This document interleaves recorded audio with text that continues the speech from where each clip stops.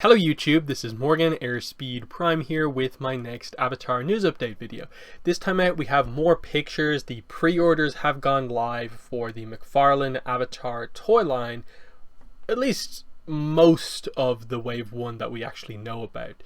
The 7-inch figures and the 10-inch statue have not gone live, but the ones that they basically teased, the 5-inch figures and the big Appa, as well as the Aang with glider, which we do now have pictures of, they have all gone live. So there's a few interesting things about this. One is obviously we have a lot of pictures, including in packaging images of all of these. We get the price point more clearly said to us here. We also interestingly learned that it seems like this whole line, this smaller scale Avatar Toyline, is exclusive to Walmart. Now, it was just in this video McFarlane Toys posted on their page of Todd McFarlane actually talking about this toy line. It's also, he did show off in this image what one of the 7-inch figures actually looks like, which is quite cool. But he also did say that the other figures are exclusive to Walmart. And all of these listings have gone up on Walmart. So I don't know what the deal is here with regards to like how this works like internationally. Is this just like Walmart is the only store that will have them like in store as such, but like online stores like comic shops will still be selling them, is I guess the way it will work, which I guess is sort of similar to the way the Diamond Select did it, where like I think their non-deluxe versions of the Diamond Select figures were only available at, what was it, Walgreens, but the normal versions were available pretty much everywhere, something like that. I'm not really sure what the deal is. It's pretty vague, but right now, obviously for Americans, you can pre-order these from Walmart, and as you can see here, the standard figures are $10. The Aang with glider is going to be $15, and the Appa is $20. So much cheaper than the Diamond Select figures, where it is $25 per figure. So those figures are 2.5 times the price of these figures, and that's an important thing to keep in mind when doing the comparison, that for the price of this one Aang, you could buy 2 of those standard figures. You could buy the Aang with glider and one of the other figures, or the Appa, which is a much bigger figure than that. So that's important to keep in mind. There's also some very interesting descriptions of the characters that are featured as like the flavor text sort of that goes on the back of the packaging here, which I do want to go through because I think some of it is hilarious in the way they've like interpreted the characters, and the wording on some of it is really weird. But let's get to talking about the pictures, which is the main thing here. So this is the standard Aang, this is the $10 Aang, and that is what you get in the packaging. You get Aang and the standard glider. So this is not Aang with glider, this is just normal Aang who comes with the sort of unfolded out staff glider. So we saw this one in the previous shot, but here's a better full look. The main thing here, as you can see, is that on this scale they are not trying to make the sort of layers of his outfit sort of functional. Some of the other toy lines have tried to do that, including Diamond Select, where as you can see, this orange section here is its own piece, but because it's its own piece, it's like locked into that position, whereas it almost actually works better, even though it looks a little messy in some other ways. It looks better for posing in a way that they've just molded that orange shawl bit into the figure. So it's that kind of compare and contrast of like, with the budget that you have at like this scale and what you're operating with, you know, are you going to put so much effort into making Aang's really unusual outfit work super perfectly, or do you just want the figure to look good overall? And I think they've decided more with these figures to just, yes, they're limited in articulation, but they're trying as hard as they can to make sure that, you know, they have really good surface level sculpting, detail on the sculpts, that the head sculpt, the general sort of silhouette of the figure looks like the character. And I think they've succeeded with that because, again, $10. This is cheaper than an Avatar Funko Pop, much cheaper than Diamond Select, it's cheaper than Best Action, and it looks quite good. So pretty happy with them. Here's his look from the side, and as you can see here, like there's going to be some head movement. Shoulder movement seems pretty good. Elbow movement again, pretty good. It doesn't seem like there's any wrist movement. The hip seems quite good. Based on what we see here, so there's lots and lots of movement. They make sure that the hips are really movable on these figures. Good knees, no ankles. Wish there was something in the ankles just to help with some of the posing, but overall pretty good. There's Aang from behind, so pretty good overall. And here's a close-up look at him from the front. So in terms of head sculpt, I think they got it right in terms of the way they kind of do the eyes and just the general look. But again, how many times in a row is this? Like every company has gone for Aang and done huge smile, massive over-the-top smile, when I think subtlety would work a little bit better here. Yes, Aang's a fun-loving character, but you can do a smile without it needing to be that big. And I understand it. There's a couple of screenshots out there, especially from the early episodes, where Aang does do a rather large smile. But in an action figure, where you're going to look at this figure every day potentially, and just see him locked into that giant position, which he's not always doing that big smile, a little bit of subtlety would work, acknowledging that it's an action figure. It shouldn't just be Aang locked into the moment where he's super, super happy. Just have a kind of normally happy Aang. And it's weird because, as we'll see with the other Aang figure, they did the exact same thing almost. The difference is rather subtle, and I'm really surprised that they made so little difference between the two figures. A bit of an action shot, just highlighting that even with limited articulation, you can do some decent poses. But I suppose the main thing here is that no airbending effect part, but $10 figure, I guess it's fine. So there's Aang on the card, and I like it, the navy background, the white text, here we have the navy on sort of grey. This Aang in Avatar state is sort of like the main image they seem to be using to get across that, like, this is their imagery for the toy line. Looks quite good. There's a sort of side shot. I also like, the packaging is not more than it needs to be. It's just enough for the figure and the accessory, and I like that. Just not needlessly crazy packaging, so that's good. There's the text on the back, which we'll get into. I'll read through it, but nice hero shot of Aang on the back as well. Here is the Aang with glider. So this is the $15 figure because it comes with a bigger accessory. So you can see here, in terms of the figure, what's different? The head sculpt is slightly different, as we'll see. So let's compare this, and look how sort of wide the expression is, and also how just like wide open this way his mouth is. So you'll see that the mouth is a bit more open on this one, and the eyes are done slightly differently, but overall, like, very, very subtle change in the head sculpt. No idea why they've both gone for the wide open mouth. Why couldn't one of them be more like neutral or just kind of more subtle smile? Not really sure. But the big thing here is, of course, you do get the full open glider as the big accessory. And then as we go through these, you'll see that, again, mouth is very wide open. So that's another thing that they're doing. Another pose there. And then, yeah, you do also get the same accessory as the other one. So my take on this, just based off the two Aangs, you don't need to get both. So, like, if you don't need to have the open glider, just get the $10 figure. If you do want the open glider, just get this one. It really feels like there's no need to get both, because the change in expression between the two Aangs is so subtle, to the point where, am I even correct that there is a difference? I'm not even sure. I looked before I recorded the video, and I think there is a difference, but I'm amazed that they actually made two sculpts so similar. But anyway, rather big packaging for this sort of like deluxe normal figure. This doesn't need to be that big, because again, look how much space they devote to just the glider here, the unopened glider. Really weird. But either way, it's fine. Now, Appa, probably for me the most interesting figure in this line, and one of the best done ones, I think, in the line as well. It definitely makes McFarlane stand out as unique because they're actually doing this from the off, trying to make a roughly to scale Appa to go with these smaller scale figures. So there's the front on look, and again, I love the detail on the fur and stuff like that. The texture as well on the different parts of his face, very nice.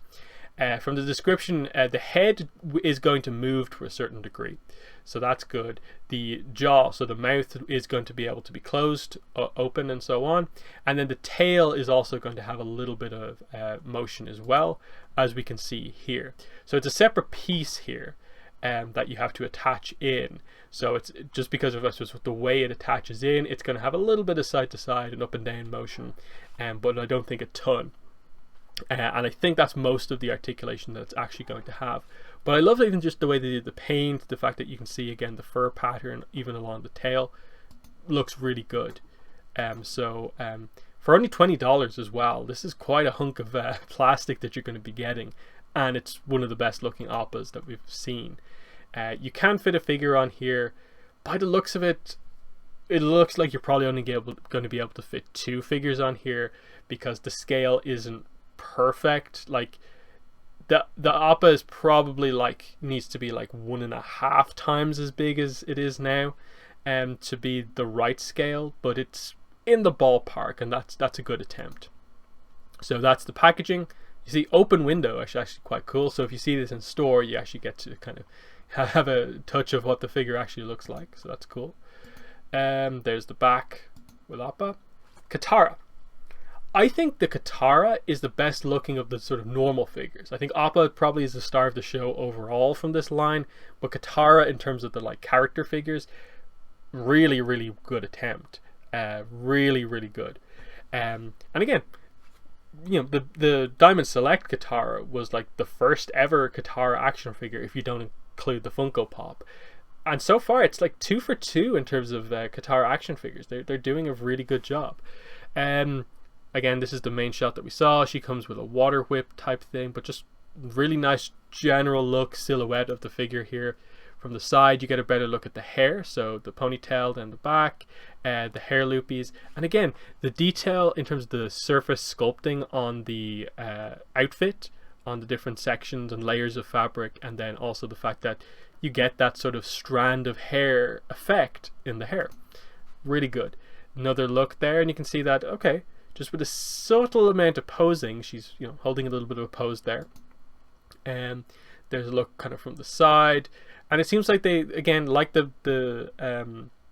Diamond Select figure, they've got the kind of lower kind of body with the fabric kind of done right as well. Better look at the head sculpt, which I think looks pretty good. Again, they've given Katara a neutral expression, and I think it really helps the character. Why won't they give Aang a more neutral expression? I don't get it. But yeah, again, you can see the articulation here looks like be the same as a lot of the other ones. But again, nice details here on the necklace and so on. There's a bit of a bending pose going on there, kind of water whip sort of in motion, showing that again, you can do some poses even though they don't have all of the articulation, so that's good. There's Katara in packaging, again highlighting that yes, it's going to be this Aang image in the background that's just they're using across the line, so that's cool. Here's the Zuko, and again, look at all that detailing to get across the kind of fabric, the material that it's made from. This is what McFarlane does really, really well. The armor looks like armor on this Zuko. It's not just that it's plastic molded differently. It almost feels different because look at Katara's outfit here. You can tell, okay, that clearly looks like fabric, even though it's made from plastic.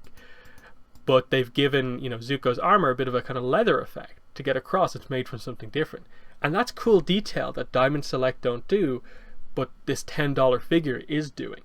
So yeah, really nice look at this from the side there. You can see the fire daggers is what he comes with.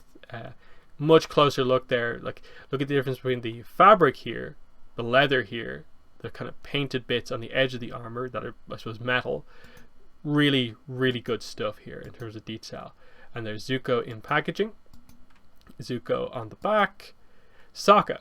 Sokka's a really weird one because when I see these head-on shots of Sokka, the face looks really off to me. Really, really off. But then the second you see the head sculpt from any other angle, to me it looks like, yeah, that's Sokka. It's like it changes somehow. It's really weird how that looks. And I think part of it is that when you look at it here, you can't see the ponytail at the back, so it kind of looks like a different character. But then the second you have the ponytail in view, it's like, it's Sokka. But you can see here, this is how the boomerang holder on his back works. You can see the curved inner bit is just going to kind of like attach in there, and that's how it attaches on. There's the look from behind, another side look, and yeah, the head sculpt actually looks quite good in this position. Again, this is where Sokka is kind of like, why is Sokka given such a like determined pose when he's the funny, sarcastic one? Why doesn't he have a little bit more of a smiling or a grin pose? Why does he have, you know, a more determined expression? A little bit of a weird choice there, but you know, it's fine overall. Like the detail. There's Sokka with a nice boomerang pose, using the limited articulation again, and you know, that's pretty much it. You know, here is, you know, just a quick scan through all these images. It looks like a pretty good wave, and again, the price point is key. You're going to be able to pick up the 4 standard figures here for $40. 4 figures for $40, whereas like $40 wouldn't even get you 2 Diamond Select figures. Whereas, you know, it'll get you, you know, the price of one of them will get you 2 of these figures. It'll get you the Appa, that sort of stuff. So buying the whole first wave, especially given that it looks like you're not going to need to get both Aangs, you know, is not going to be too expensive to just have a really nice like early book 1 diorama basically of ATLA. And they're planning the second wave, which I guess is going to probably come with, you know, Toph, Iroh, Azula, and you know, whoever else they need. This looks pretty good overall. Again, I do want to take a quick look at this just to highlight it, that again, he showed off what one of the 7-inch figures look like in this Zuko here, and it looks really good. Again, he only shows it for like 2 seconds and then puts it down. He's like, yeah, we'll talk about these later type thing. But it looks like he also comes with fire daggers, you can sort of see down here, and one big fire effect part. And then the head sculpt on this Zuko looks pretty wild. It looks like it's going to be a really, really angry Zuko. But I'm more interested to actually see what the Aang at this scale looks like. Do they try to make his outfit look accurate, or are they going to take the same approach that they took here, where his like orange shawl bit here isn't a separate piece here, or are they going to try and do it like the best action figure? That's going to be interesting. It just highlights that Book 1 Aang's outfit is very difficult to execute accurately, especially if you're trying to make it work in the same way that the actual outfit works. It's kind of a weird effect. But yeah, it's going to be an interesting one to see how this goes in terms of, like I said at the start, he said they were Walmart exclusive, but I don't know if that's just Walmart and Walmart.com only place to get it, or if it's just like a timed exclusive, or they're the only like major retailer that will get them, but online retailers will. That's always kind of weird exactly how that works. But let's finish off this video by talking about these descriptions, because these are pretty funny descriptions, and let me just check that they are the exact same as what they have here. Yeah, it's the same one. So yeah, we'll just read them off here. So this is Aang's description. This is on the back of the packaging, because you can see it here. It says it here, Aang, let me just, yeah, Aang, spirit of the show, yeah. So let's read this. Aang is the hero and spirit of the show. This adventurous 12-year-old is the last airbender and only known survivor of the air nomads. The arrow in his head is a constant reminder of his lineage. His destiny is to learn the art of the Avatar. I've never heard it worded like that, but okay. And defeat the Fire Lord of the Fire Nation. But rather than save the world, Aang searches for adventure. He wants a life full of fun experiences, not heavy responsibilities. Aang believes people are either in harmony with the spirit of the planet or corrupt and misled. What is that line? It's so interestingly worded, but like does not really fit the Aang as we see in the show. Of like, when is the spirit of the planet ever mentioned in the show? Because you'll probably be familiar with this term in terms of like its association with the word avatar, because I think avatar, in terms of direct translation, literally that's what it refers to. It's meant to be the spirit of the planet. And conceptually, in early making of ATLA, they went with this idea that this is what the Avatar is. The Avatar has like the spirit of the planet within them. But that changed, of course, and we now know that it's just that the Avatar is a human bonded with a spirit, and that spirit is Rava, who is not the spirit of the planet, but rather the spirit of light. So, spirit of the planet is sort of this like dropped kind of concept from like very early Avatar. Never made it into the final show. So, what are they really talking about here? In terms of like, okay, yes, Aang is in harmony with nature, animals, sure. But does he think people are corrupt and misled if they're not? I don't think so. Aang, I never associate as being a character who particularly like judges people pretty harshly on that sort of stuff. Like, yes, he is a air nomad like through and through, but I never really get the sense that like he super heavily criticizes people. Like, yes, you know, when like there's the Fire Nation factory and he doesn't like it because it's like polluting and stuff like that, but I never viewed it as like, oh, he feels they're corrupt and misled necessarily. It's a bit of a weird kind of phrasing of it. But anyway, we move on. Because Aang is the Avatar, he has a connection with nature as well as animals. If he's lost, Aang is able to listen to the spirits of the trees, rivers, and mountains who tell him which way to go. When does that ever happen? What are they talking about here? This feels like they took some really early concepts from Avatar that might have been in place and went with them. Because if you see an Avatar, when does Aang ever get like knowledge from the trees, rivers and mountains about where to go? Because yes, there are technically, they talk about, you know, the idea of like forest spirits. Like Heibai is, I suppose, technically a forest spirit. But Aang isn't able to just immediately like tap into like, oh, Heibai, tell me which way to go. That's not really how it works. Similarly, I suppose, like, I think the Great Divide, they talk about the idea of like earth spirits as kind of like, I suppose, mountain spirits. But again, this concept isn't really a thing. Aang's connection to nature doesn't offer him these abilities that they're suggesting here. So I don't know where they came from, like who made this up and how this got like approved to be on a product in the end. So I don't know, maybe someone in the comments can tell me like maybe what the origin of like them in any way thinking that this is a thing Aang can do actually comes from, because I'm not really sure. He's a trickster hero, uninhibited by social constraints and constantly breaking taboos.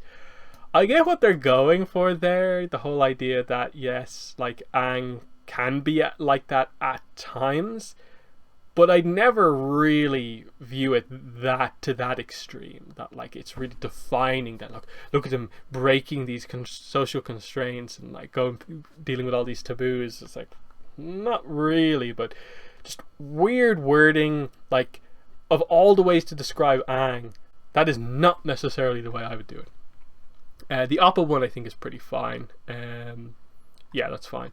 Katara. Caring, passionate 14-year-old girl, kindness and empathy are her most endearing traits. She's determined to save the world despite her limited abilities. Katara is a waterbender who longs to become a master waterbender in order to save her tribe. I don't have too much of a problem with that. Like, I suppose there's a few like leaps there to get to that point in terms of like she wants to help to end the war, which will roughly help the tribe going forward. It's a bit, I suppose, maybe a simplistic view on it, but it makes sense. She practices waterbending every day, adapting it to the basic airbending philosophy and stances that Aang teaches her. Now, this is obviously something that, like, you can assume happens off screen. I think in, like, the early episodes, like, Katara talks to Aang of, like, oh, can you teach me bending? And Aang's kind of like, I don't know how my airbending will help you with waterbending. You need a waterbending master, but, like, fine type thing. It's never something we necessarily see, but Katara does naturally grow on her own, and I suppose just being around Aang and seeing a master bender in action, and off screen the idea that he would have helped her learn some of just the fundamentals that would be associated with anyone who's a bender that she wouldn't have, it makes sense. But it's kind of nice to just have it like presented there as like, I guess it's canon that is something that did in fact happen, and is no longer necessarily just sort of like almost like a headcanon, or like we assume it happens. They're directly saying it happened now, so that's kind of interesting. Her mother died when she was 8 years old, so she was forced to grow up fast. Yes, Katara wears her mother's necklace as a reminder of her nurturing spirit. She's very mature, responsible for her age, and always plays the mediator between the often bickering Aang and Sokka, her brother. What? When do Aang and Sokka bicker? And even if there are episodes when like they are potentially like at odds with each other for a little bit, bickering is never really the way I would phrase it, in the sense that like they're always like needling at each other. Like if there's characters who bicker, you would say it is Toph and Katara. Like that's their relationship, and that they're kind of at each other in a good few episodes. That is part of the dynamic of those two characters. Aang and Sokka is pretty much like brotherly from the get-go. Anything where they're sort of placed on opposite sides would pretty much come down to like, say, Bottom of the Water Tribe, when as well as the Deserter, 2 episodes in a row where Aang makes mistakes and Sokka is annoyed at Aang for burning Katara in the Deserter, and then both Sokka and Katara are annoyed at Aang for keeping the information about their father away from them. But the idea that like Katara has to get in between Aang and Sokka, like, does that dynamic ever happen in the show where like Katara has to be like, you two stop arguing with each other? I don't think it really ever happens. Like, and I feel like weird of like, am I just completely misremembering something that should be really obvious to me? Like, I get maybe in like the very early episodes, like before Sokka properly like believes Aang is even the Avatar or anything going on, you know, he's very like distrustful of Aang, and like kind of feels that like Aang is like making stuff up. But like the idea that they're bickering, the only episode I'd maybe say that you could say bickering is like maybe 103, and even that feels like a bit of a stretch, because that's more of them being sort of almost like in competition with each other, like because they're chasing after Momo in that episode. But like a bit of a weird one. And even then, like, Sokka takes on again more of a like trying to help Aang, kind of, you know, dealing with the more emotion surrounding what's happening in that episode than anything. So that's just a weird one. Like there's just a few things like that are kind of weird. Zuko's an incredibly focused teenage firebender who bullies and intimidates everyone around him. Very blunt, but okay. He is obsessed with capturing the Avatar, sure. Eldest son of Fire Lord Ozai, ruler of the Fire Nation, and the great-grandson of Fire Lord Sozin, sure, who conceived the war. Interesting way to word it. When Prince Zuko was 14, he spoke out against his father and the Fire Nation's conquest.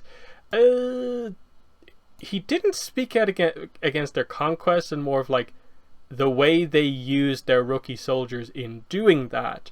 But he wasn't like opposed to the idea of what the Fire Nation were doing in the first place. It was just not caring about their rookie troops type thing. To teach his insubordinate son a lesson, Fire Lord Ozai forced his son to fight him in a traditional firebender duel. They don't mention Agni Kai, weirdly, but mention what Agni Kai is. That's a bit weird. Defeated his son in front of his royal army, stripped the prince of his birthright, banished him from his homeland. Only way to return is with the Avatar, dead or alive. This is now Zuko's mission. Each day, Zuko studies firebending with his uncle, the Fire Lord's brother. He's a powerful firebender for his age and eager to develop his skills. His greatest weakness is his arrogance and impatience, sure. He believes firebending is the most dominant art and can never be bested by water, earth, or airbending. Sure, just because he is confident, he wouldn't believe his ability is less than others, but it wouldn't necessarily be a character trait I associate with like Book 1 Zuko, that he's like, firebending is the best, ha ha ha. yes, he's not quite Iroh in terms of really respecting the other elements, but I also don't think he ever really brings up the idea that like fire is like best by default necessarily, like to the point where you'd say it on like a character trait type thing like this in the back of a box, that this is a specific thing about Zuko. Zuko's teenage confidence makes him believe he's invincible. That's maybe pushing it a little far. Like, I get like he can be overconfident in book 1, but like that's maybe a stretch. Sokka is a bullheaded, sarcastic teenager. I wouldn't necessarily say bullheaded is like a trait I associate with Sokka, maybe outside of like very, very few moments. Not enough that I'd say a general trait about him is that. Who believes that his way is the only way. Like, I get at times, because he is the plan guy, you know, in terms of some of the decision making within the group, it can kind of come across that way. But again, phrasing it in that way just feels a bit weird. He shows the strength and determination of a warrior, but lacks the experience and wisdom to use them effectively. I don't know if I agree with that either. I'd say he doesn't have the strength of a warrior. He has the determination of a warrior. Yes, he lacks the experience, but I wouldn't say he lacks the wisdom on where to use them effectively. I'd say he has the determination and wisdom, but doesn't have the strength / skill or experience. I don't really see how it's how you can really view it the other way. The way they're saying it. It's kind of weird. Sokka's goal in life is to reunite with his father so that they may exact revenge against the Fire Nation for destroying their tribe. Sure, but I wouldn't necessarily associate like revenge as being a part of Sokka, because revenge is more of Katara's thing, and Sokka is actually revealed to not really have much of a goal about revenge.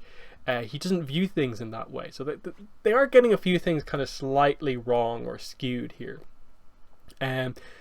His most prized possession is a boomerang, a traditional weapon of his water tribe, which his father bequeathed to him before leaving the tribe. Sokka is not in touch with his spiritual side and doesn't trust anything he can't physically see or touch.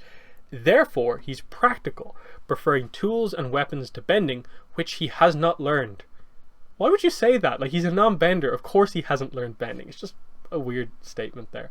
Sokka's personality is abrasive at times, but his loyalty and courage are steadfast. He holds grudges and has difficulty forgiving anyone who has done harm to him or his sister. Does he?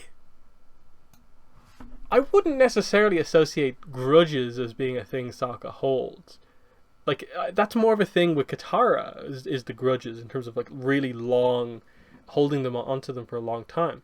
Difficulty forgiving anyone, I wouldn't say that, because he doesn't necessarily hold particular anger towards the overall Fire Nation, or anything like that. Yes, he's protective of his sister, but even when he kind of tackles Aang to the ground as a deserter after Aang kind of burns Katara, it doesn't like last for episodes upon episodes. So it's just, that's not really a character trait of Sokka's.